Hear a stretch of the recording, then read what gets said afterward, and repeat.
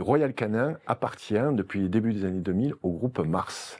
Ah, c'est dingue ça. Mars, de la barre chocolatée à la croquette Royal Canin. Pas mal. Pourquoi Sachant pas que bah, ils nourrissent Royal tout le monde, Canin hein. est la marque leader également chez le vétérinaire. Royal Canin, c'est une marque leader chez les vétos. Il y a deux marques leaders chez le vétérinaire, c'est Royal Canin et c'est Hills. Hills, c'est le groupe Colgate.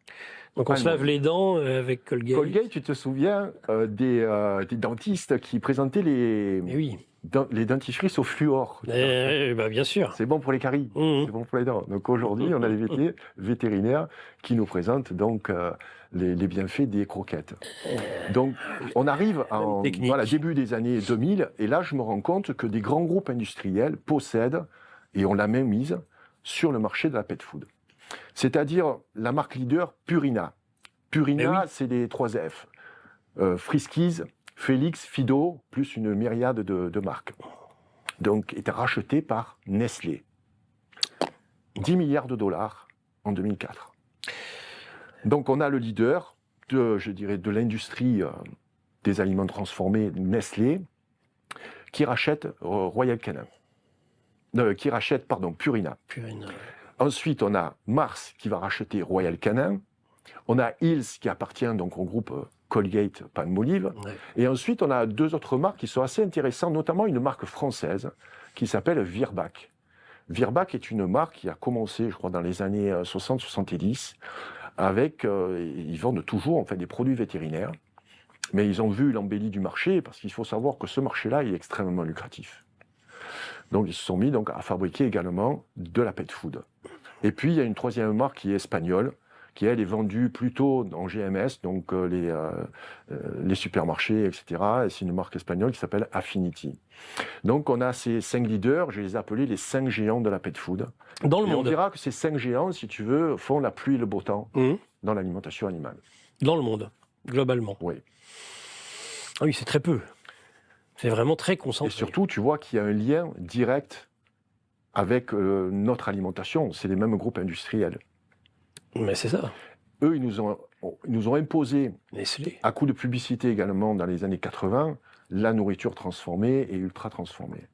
Donc ça a été la première étape de notre enquête avec Valérie, c'est de revenir sur l'histoire et comment donc la croquette s'est imposée sur le marché mondial, en fait. C'est la question que je te posais. Donc, en fait, sur leur publicité, ils y sont allés sur la séduction, donc sur un rapport, j'imagine, quelque peu narcissique entre le maître et son chien ou son chat. C'est-à-dire, il faut que le chien ou le chat soit un reflet de ce que nous sommes, au sens, en tout cas, on veut le meilleur. Royal Canin, c'est le chien, il doit être royal, par exemple. On veut le meilleur pour notre animal, ce qui est légitime. Alors c'est vrai. Et je me suis rendu compte, en fait, qu'on nous cachait énormément de choses.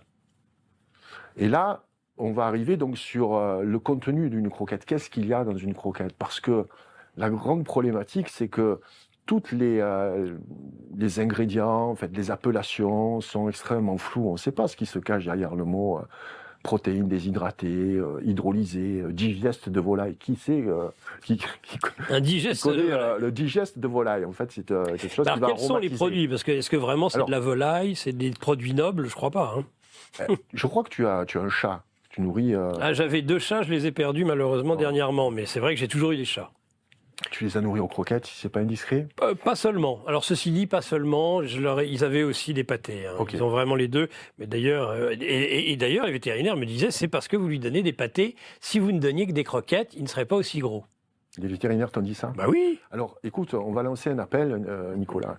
Moi, je voudrais qu'on invite un vétérinaire face à moi, parce que bon, je pourrais te raconter des cracks. Bon, tu me connais. Moi, j'ai aucun conflit d'intérêt. Et on verra que dans cette industrie, j'ai jamais vu, moi, un secteur industriel avec autant de conflits d'intérêt. C'est ça. Nicolas. Ils maîtrisent tout, en fait. Ils ont la main mise sur le marché. On verra qu'ils font la réglementation.